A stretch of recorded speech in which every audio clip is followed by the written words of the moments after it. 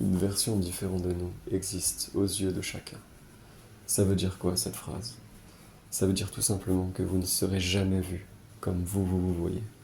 Vous ne serez jamais compris comme vous comprenez. Et le but et la quête éternelle d'être vu et accepté comme vous êtes, c'est une illusion, ça n'existe pas. Quand une personne a une image de vous, elle est prédéfinie. Elle n'est pas prédéfinie par vous, elle n'est pas forcément prédéfinie par vos actions, elle est prédéfinie par la personne. L'histoire est déjà dans sa tête. Peu importe ce que vous faites. Ça peut vous donner des ailes, ça peut vous permettre d'être qui vous êtes vraiment, de rencontrer une nouvelle personne, je parle. Par contre, au moindre faux pas, au moindre mensonge, vous vous enfermerez dans une espèce dans un espèce de cercle vicieux, une boucle infernale. Par exemple, si vous mentez une fois, vous serez obligé de continuer à mentir, parce que c'est ce que la personne projettera de vous. C'est l'image qu'elle aura de vous. C'est pas qu'elle vous forcera à mentir, c'est que vous serez obligé, entre guillemets. Il y a cette espèce de règle, il y a cette espèce de formule magique où la personne jette sur vous cette image et vous devez incarner ce que la personne a envie que vous soyez et ce que vous êtes aux yeux de la personne, tout simplement. On ne peut pas tout simplement dire aux gens non, je suis pas comme ça, non, c'est faux cette image que tu as de moi. Ça ne fonctionne pas. Les gens ont une image prédéfinie par rapport aux choses qu'ils sentent de vous, par rapport aux choses qu'ils ressentent et aussi beaucoup par rapport aux choses que les gens voient de vous. C'est très important de faire les choses au lieu de les dire.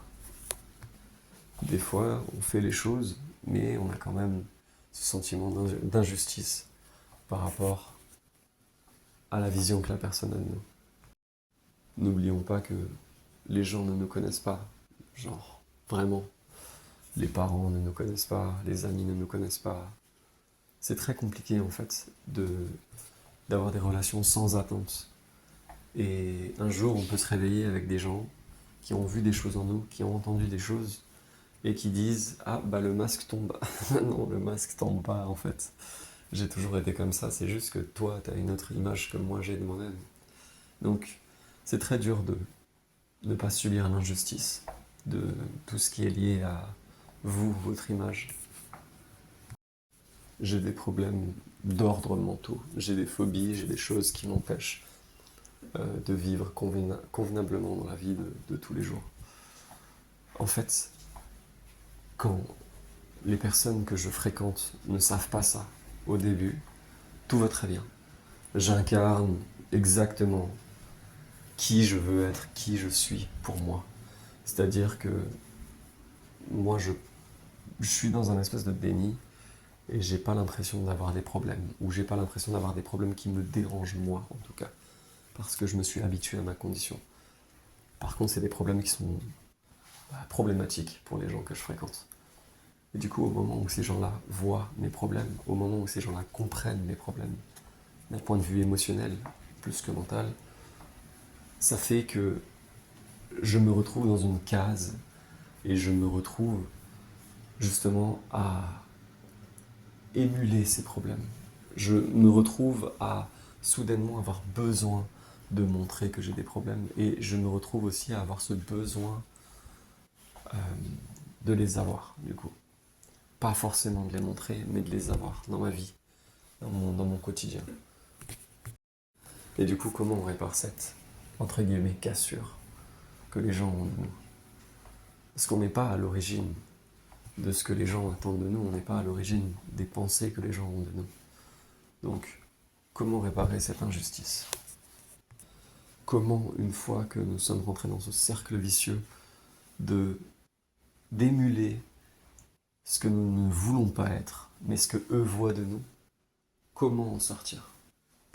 Je pense que la solution la plus simple et celle que les gens ne veulent forcément pas entendre, moi compris, hein, c'est de partir. C'est de partir, que le mal est fait et que tout simplement les gens ne sont pas adaptés à nous. La vision que les gens ont de nous n'est pas adapté à ce que nous sommes, à ce que nous pouvons être, et justement ne fait pas forcément ressortir de bonnes choses en nous. Il y a la solution du dialogue. Celle-là, elle est très compliquée, parce que c'est très compliqué de vraiment discuter avec quelqu'un, en dehors de tout en fait. C'est inimaginablement compliqué de discuter avec quelqu'un. Comme dit, quand quelqu'un a une image, quand quelqu'un a des certitudes vis-à-vis de ce qu'elle pense de vous, quand une personne a des certitudes, c'est difficile d'aller là-bas et lui dire ouais écoute, je suis pas comme ça en fait. On peut pas dire ça. Ça n'existe pas. La troisième solution, j'en ai pas 50 non plus, hein. Mais la troisième solution c'est fake it till you make it.